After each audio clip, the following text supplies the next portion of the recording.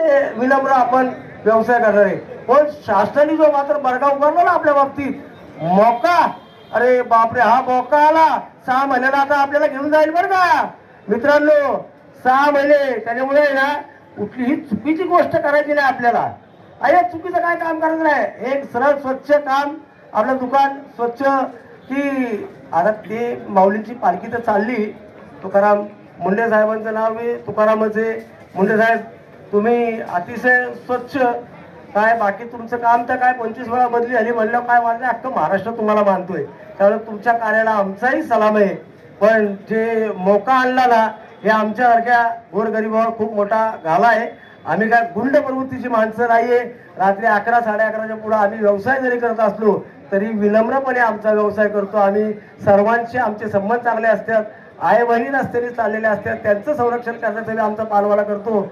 आणि मला आवर्जून